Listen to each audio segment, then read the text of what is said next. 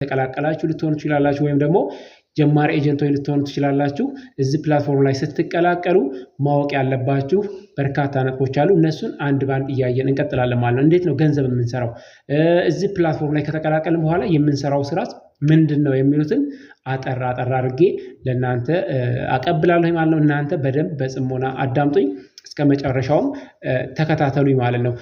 እንግዲህ እዚህ ፕላትፎርም ላይ የተለያየ ማህበራዊ ሚዲያ ሊሆን ይችላል እንደ ሶሻል ሚዲያዎች ማለት ነው ወይም ፌስቡክ፣ ቲክቶክ እና ዩቲዩብ ላይ ሊሆን ይችላል ፖፕ ላይ ገንዘብ ይሰራል፣ ዶላር ይሰራል ብለን ሰምተናል ማለት ነው። ያንም ሰምተን ነው እኔም እናንተም ወደዚህ የመጣ ነው።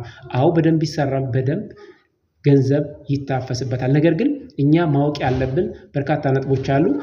ከነዚህም መካከል የመጀመሪያው እንዴት ነው ገንዘብ መስራት የምንችለው ወይም ደግሞ ምን አይነት ስራ ነው እዚህ የምንሰራው የሚለው ነጥብ ነው ማለት ነው። ፕላትፎርም ላይ የምንሰራው ስራ ኮይን ኤክስቼንጅ ነው የሚባለው። ኮይን ኤክስቼንጅ ማለት ኮይን መግዛት ሊሆን ይችላል፣ መሸጥ ሊሆን ይችላል፣ እንዲሁም ደግሞ ኮይን መቀያየር በጊፍት መልክ መቀያየር ሊሆን ይችላል። ምክንያቱም ሲስተሙ ኮይን ካልተቀየረ ወደ ገንዘብ አይዞርም ማለት ነው። ፖይንት ነው ወደ ዶላር ወይም ወደ ብር የሚቀየርልን ማለት ነው። ስለዚህ ኤክስቼንጅ የምናደርገው ሁሉ የምንቀያየረው በጊፍት መልክ ኮይን ኤክስቼንጅ ይባላል ማለት ነው። በሌላ መልኩ መጨረሻ ላይ ፖይንታችን የሚወጣ አቅሙ ላይ ሲደርስ ወደ ባንክ እንቀይረዋለን። ወደ ባንክ በፈለግነው የንግድ ባንክ፣ ቴሌብር፣ አዋሽ፣ አቢሲኒያ፣ ዳሽን፣ ንብ እና ሌሎችም የሀገራችን ባንኮች ለዚህ ፕላትፎርም ውክልና ወስደው አብረውን ይሰራሉ ማለት ነው። ስለዚህ ወደዛ ገንዘቡን ለማውጣት ምን ማድረግ አለብን? 100,000 ፖይንት መሙላት አለበት ማለት ነው። ያንንም ስናወጣ ኮይን ኤክስቼንጅ ነው የሚባለው። በአጠቃላይ እዚህ ፕላትፎርም ላይ የምንሰራው ስራ ያው ኮይን ኤክስቼንጅ ማለት ኮይን ማንቀሳቀስ ይሆናል ማለት ነው። ስናንቀሳቀስ እንደዚህ ፊዚካሊ በአይን የማይታይ በቁጥር ብቻ ልክ እንደ ሞባይል ባንኪንግ በቁጥር የምናደርገው ጨዋታ ይሆናል ማለት ነው። ይሄም የክሪፕቶ ከረንሲ አይነት ማለት ነው። በነገራችን ላይ ክሪፕቶ ከረንሲ ስንል ይሄ ምናባዊ ገንዘብ ብለን የምንጠራው የገንዘብ አይነት እናንቀሳቀሳለን ማለት ነው። ይሄን ለማድረግ ምን ማድረግ አለብን?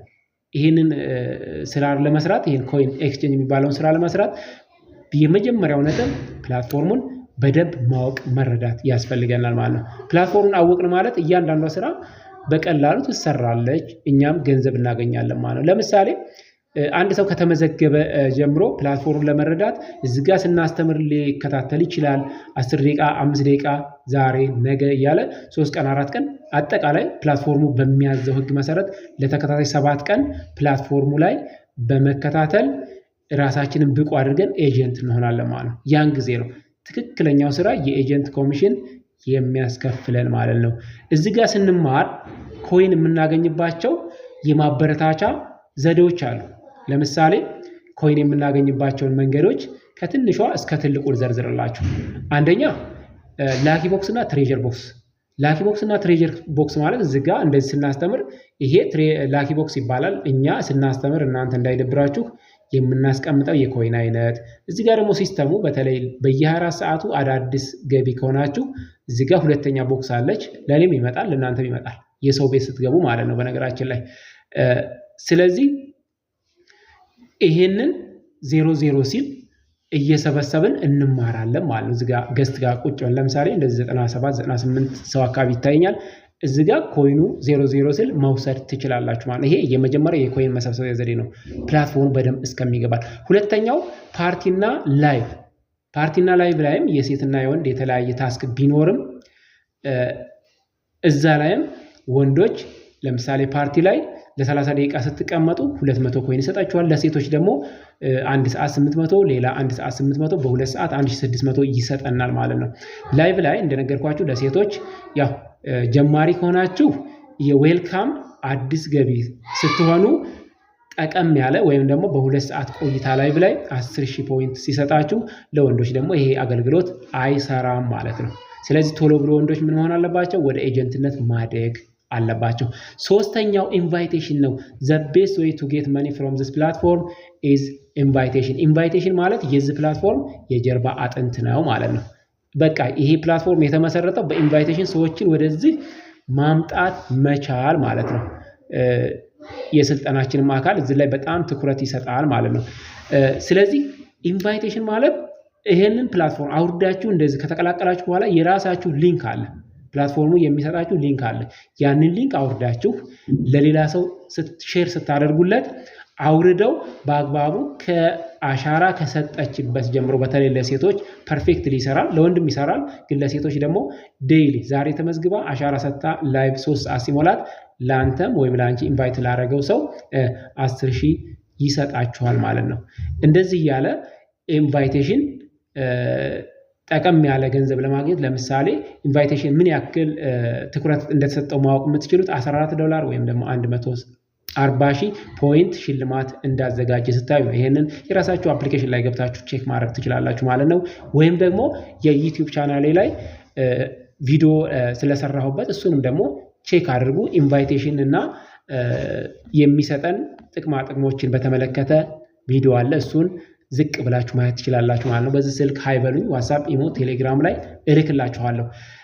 አራተኛው የኮይን ማግኛ ዘዴ የኤጀንሲ ኮሚሽን ነው።